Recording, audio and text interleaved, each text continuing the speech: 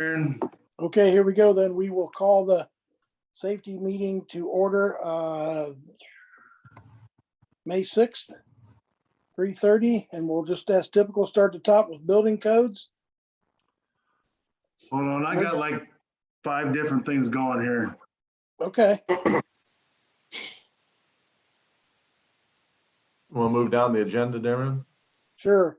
Emergency management, Alright. Nothing at this, yeah, Okay. nothing at this point.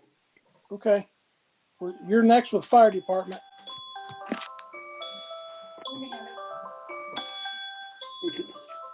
My phone is ringing.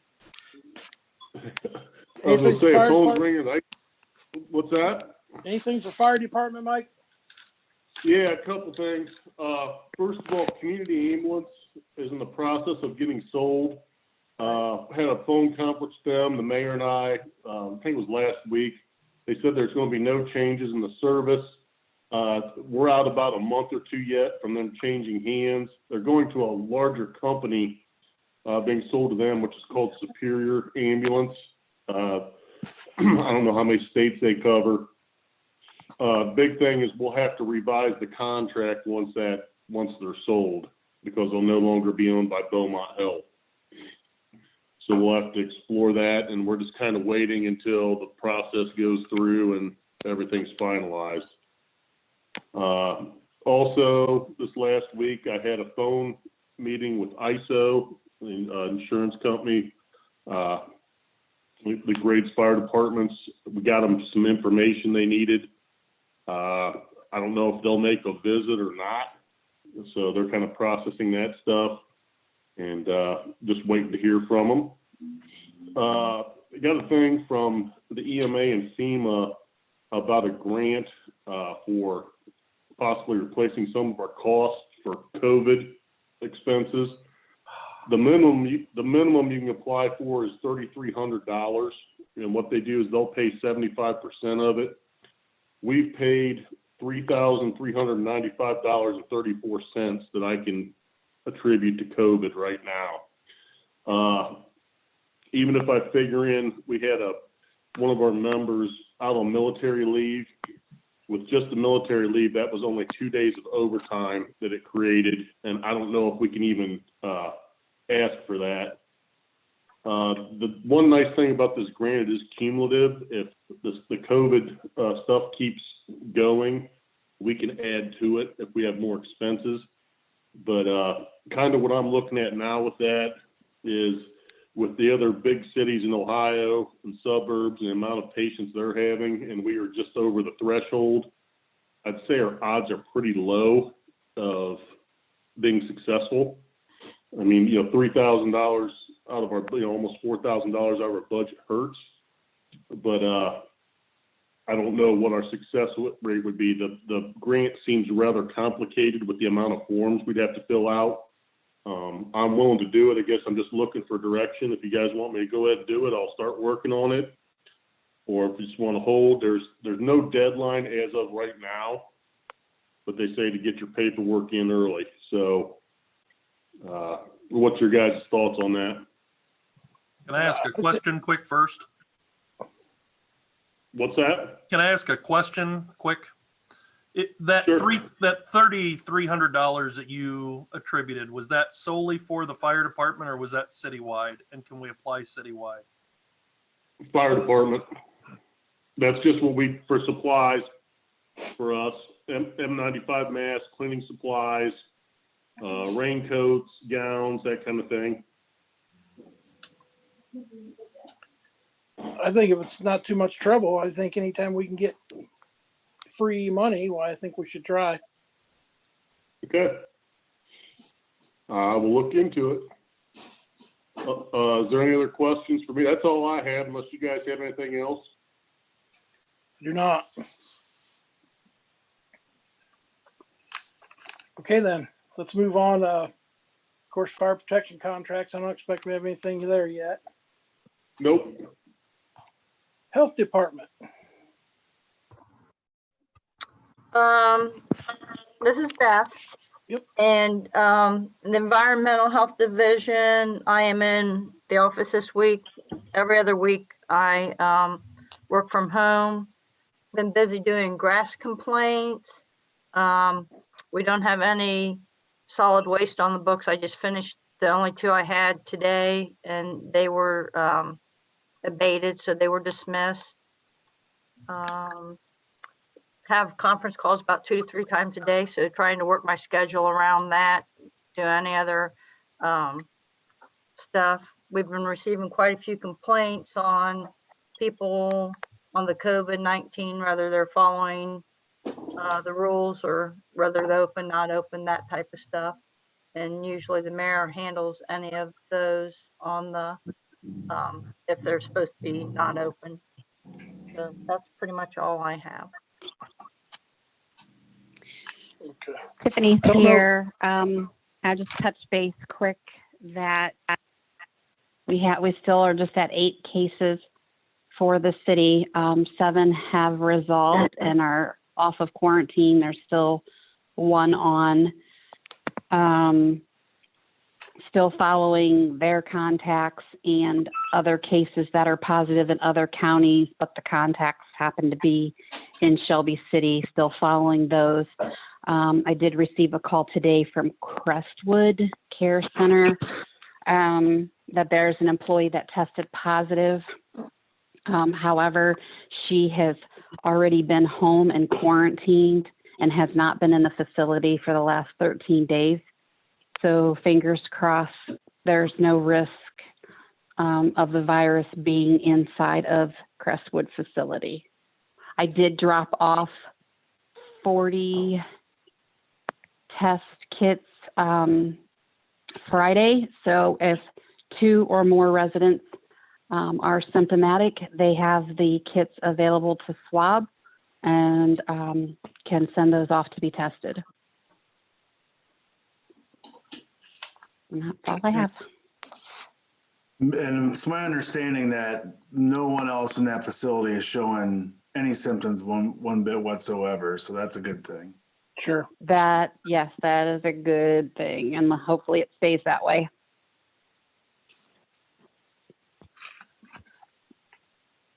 Okay, then, if nothing else with health department, we'll move on to, Well, I do. I'm go gonna, ahead, go ahead. and I want to talk about the provisions in Ohio Revised Code, Chapter 4101.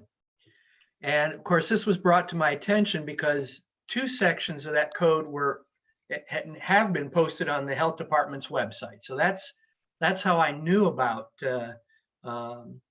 these particular sections of the code. And the question I had is, if someone, either an employee or a frequenter of some place, thinks that the employer is not doing the duty imposed under the law, to whom does the employee or the frequenter make a complaint? So that's question number 1. Health Department. Okay. I'll give you a little background, and I want to thank Councilman Gates for giving us a huge heads up on this. Did consult with Chief Combs and also with Attorney Gordon Eister, and we've been talking with Beth as well. This is uncharted territory, of course, and we want to do things by the book. And so there are certain things that are under different purviews, and Chief Combs knows a whole lot more about these ordinances and those legal aspects. But I guess just as a blanket sort of coverage of this, we will handle the complaints that come to us as we have been on a one-by-one basis with the aim of addressing the issue.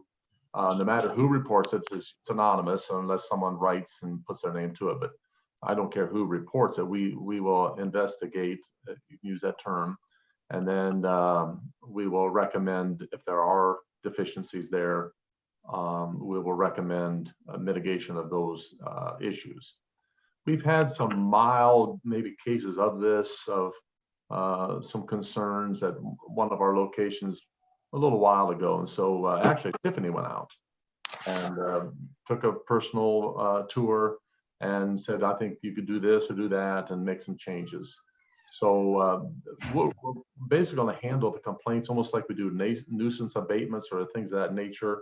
We'll document it, follow up, and document our follow-up findings, so to speak. If there are some situations where someone just utterly refuses to make the appropriate changes, then we will take that documentation to Mr. Eister and pursue it from there. So I think, Chief, if I'm putting it all together correctly, that's sort of the flow chart with issues in workplaces. Yes, that's well said. I think we covered that ad nauseum this morning with the health department and the law director, and I think everybody's on board with that. As far as the anonymous complaints, anybody can take a complaint, but our policy is if it is a health-related issue, to either transfer them to the health department or refer them to the health department. It's difficult because of our public records that that we can maintain that kind of anonymous protection to somebody that calls in. We would make every effort to do that, but we're steering those types of complaints to the health department. Okay. Mayor, thank you very much. That's, you know, what we're looking for is compliance. We're not out, no one's out to, you know, be punitive. You know, we want people to be safe. We want employees to be safe. Employees are not expendable.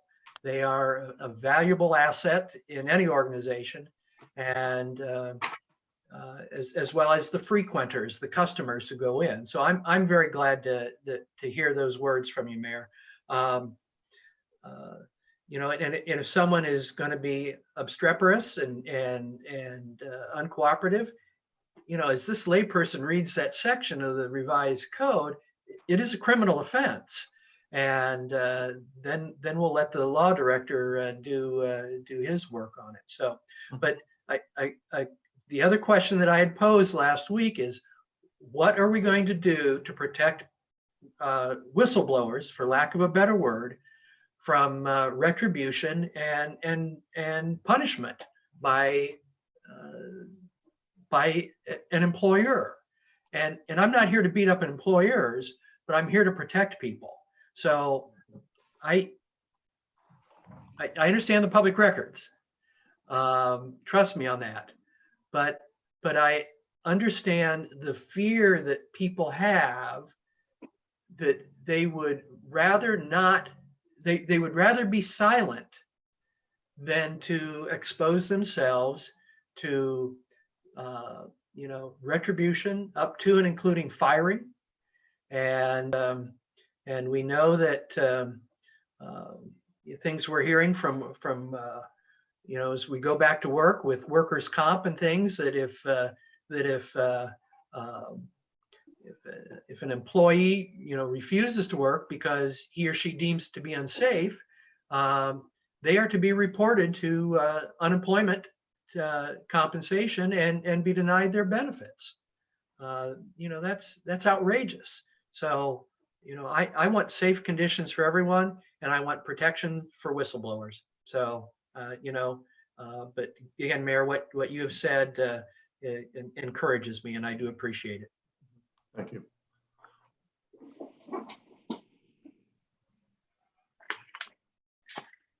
Okay. Excuse me. We can move on then to liquor permits. Nothing. Mutual aid. Nuisance abatements. I talked a little bit about that. Yeah, the nuisance abatements, currently we have none on the books. Pertaining to that, kind of a little bit different. Since our spring cleanup was canceled, we are planning on looking at 2 dates in the end of June. So we have not got all that finalized, but as soon as we do, we will push that out through the utility office and on all of our social media pages. That's good to hear, because I've had some questions about, you know, are they still going to have it? When's that going to be? you know, I couldn't answer either question, but I said, you know, that I would expect that we would move it up, and I'm glad to hear that we are. Okay, then moving on to nursing contract. I don't think that's as much of an issue now as it used to be. Actually, we could probably change that to just Okay, either put it under Director of Nursing, which then Tiffany could speak, or okay, we can take turns under the Health Department, whatever you guys prefer to do. okay. We might end up doing that then at some point. Police Department. So I kind of want to be upfront. I have an issue. That's not really an issue. I want to thank council for passing the emergency legislation, and for Mr. Gates preparing that legislation to allow us to apply for a body camera grant. We ran into a bit of a snag, and that was when Dr. Leifer left the finance position. There was a filing error with the portal through the federal government.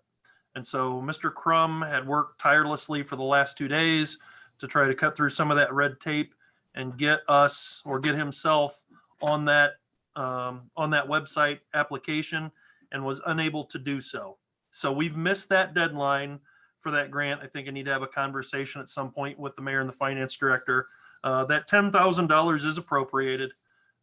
So we need to have a discussion about future finances and whether it's an investment that we want to go ahead and make anyway.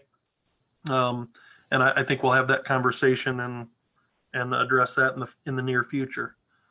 Anybody have any questions about that first? It's disappointing. Yeah, it is. I know that I looked today and the grant window actually opened in March. We just didn't catch it. We didn't see it. We were trying to come up with an alternative for funding to kind of upgrade and replace some of those body cameras. It was a last minute thing. Everybody did everything they could to try to jump through those hoops to try to make it happen. I think the best effort was made, but unfortunately we missed that window because we can't get into that portal. Well, let me jump in. Maybe, you know, in the lesson here is, what other portals are there, state government, county government, local government, that only the former finance director has access to, and my guess is Brian is already, looking at those things and trying to get those resolved, much ahead of time, as opposed to, oh, well, today's the date and we can't get in. So. Correct. And obviously we need to regroup. I don't think this is a case where we just say, oh, well, we missed the opportunity, let's go spend $10,000. I think we have some time. We're looking now. And in fact, later on in my portion, we found some additional grants that we're looking at in the planning phase for applying for on some other topics. I guess going directly into that, one of the things that came out was a federal grant for coronavirus response. And as we've kind of delved into some uncharted territory, made some adjustments like everybody else, we realized another deficiency. And that deficiency is decontamination. So we expect our officers to go out, we give them the proper PPE, but at some point in time, if they have an exposure, and it's not really limited just to coronavirus, it could be fentanyl, it could be carfentanil, it could be other industrial things that we come across, we have to have a method by which they can safely decontaminate. Fire chief will tell you, and as we all know, decontamination usually means copious amounts of water. And the difficulty we have is when we bring officers on station, expect them to decontaminate, at some level, they're contaminating the area they're in before they're decontaminating.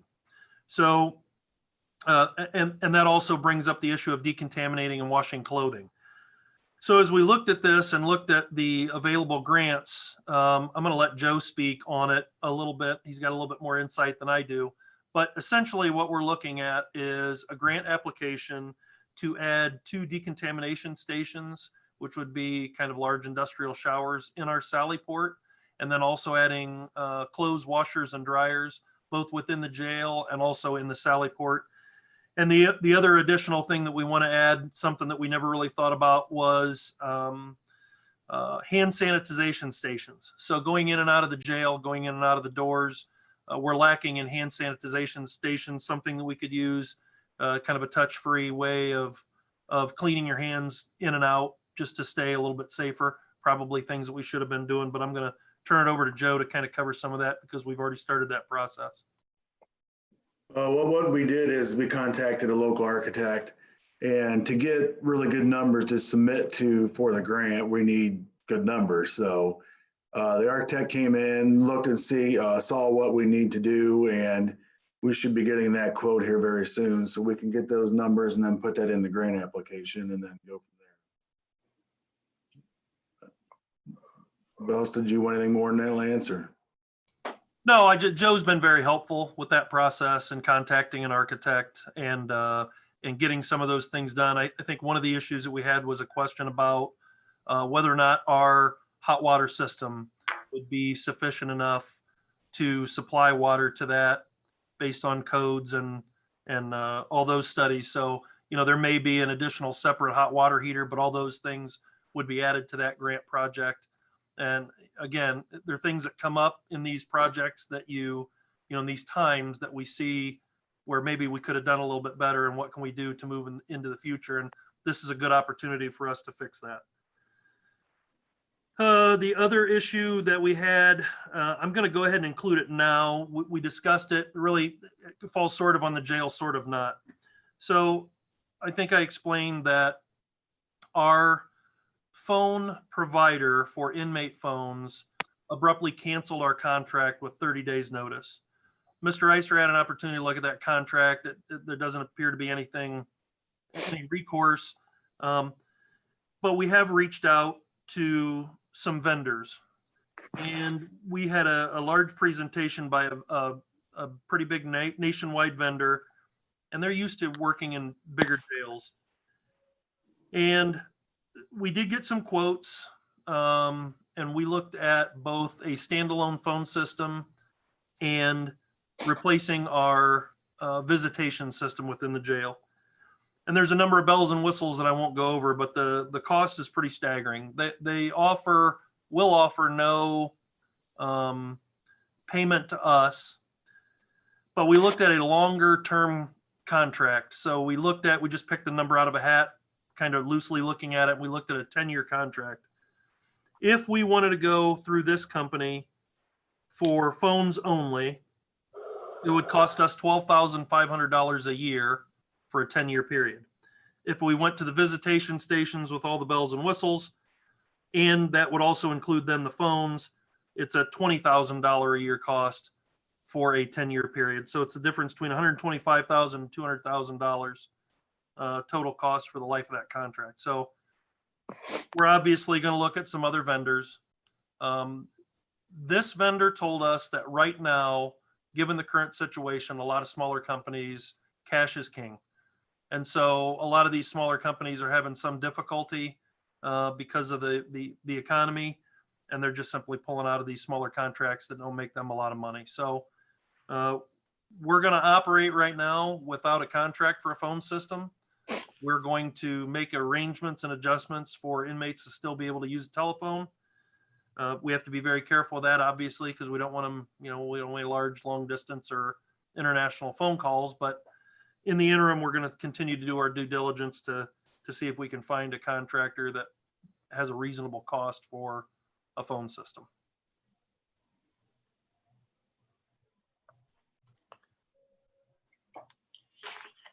Okay. Is that all you have, Lance? That is all I have. And is that? Look, Yeah, if I can chime in, certainly. what's the jail population at this point? Right now, I think our current population, I don't think we have anybody in jail right now. But I think we looked at our daily averages when we talked to this individual, and our daily average at that time was between 3 and 5. Okay. Well, I was more concerned, is regarding the pandemic. So, obviously the best jail is the one that never has anybody in it. I get that, but and a lot depends why people are there. If it's for a violent crime or a non-violent crime, and And I know you've worked with, this judge and the prior judge, to be as flexible as possible. So, I would never say that we won't arrest criminals because we always will. right. But I will say that we have gone to great lengths to ensure that our jail population, if we can avoid it, that it either stays low or no prisoners during this period. Good.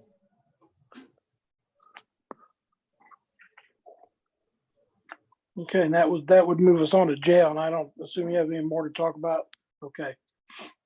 We move on to security arrangements.